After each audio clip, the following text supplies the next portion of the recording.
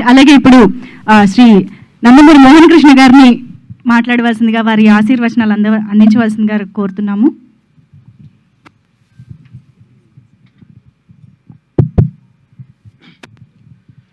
ఈ కార్యక్రమానికి విచ్చేసినటువంటి పాత్రికేయులకు, ఎలక్ట్రానిక్ మీడియా వాళ్ళకి, అతిథులకు, ముఖ్యంగా మా నందమూరి ఆడపడుచులకు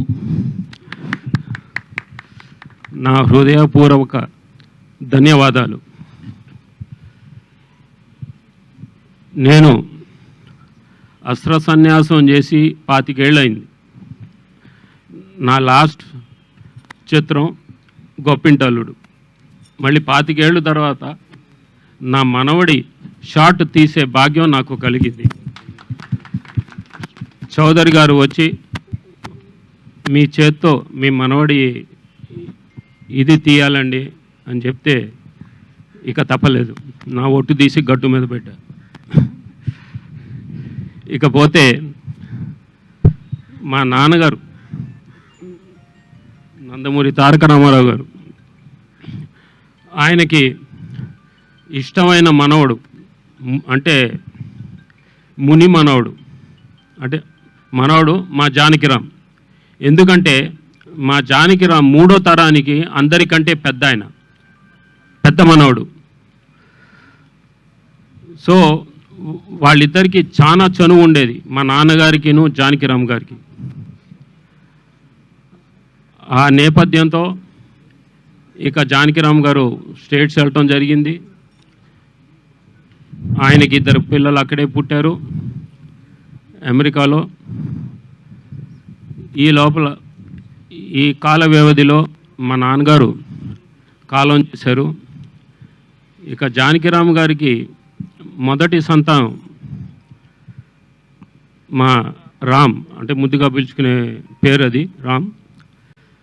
సో అక్కడ విధి విధానాలు మీకు తెలుసు. పుట్టబోయే బిడ్డలకి ముందే పేర్లు పెట్టాలి, అక్కడ ముందే రిజిస్టర్ చేయాలి. అది మగబిడ్డకైనా ఆడబిడ్డకైనా ముందే పేరు పెట్టాలి.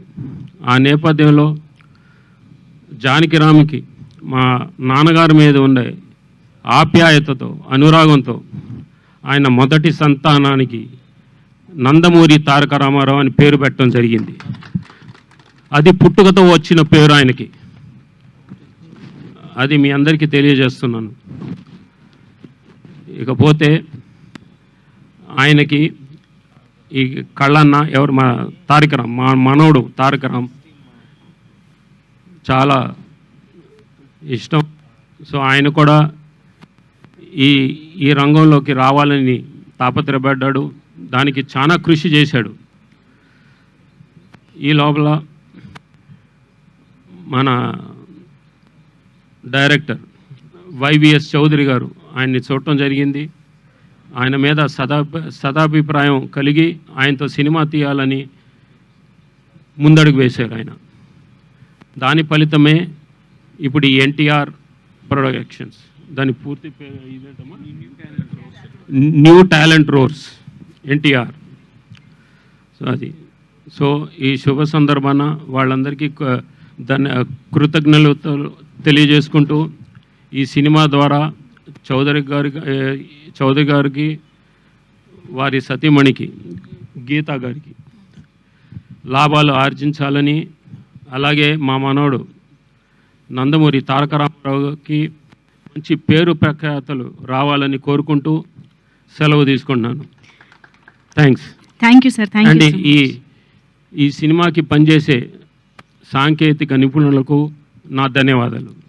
Thank you sir. Thank you so much. అలాగే ఇప్పుడు శ్రీ నందమూరి రామకృష్ణ గారిని మాట్లాడవలసిందిగా కోరుతున్నాం.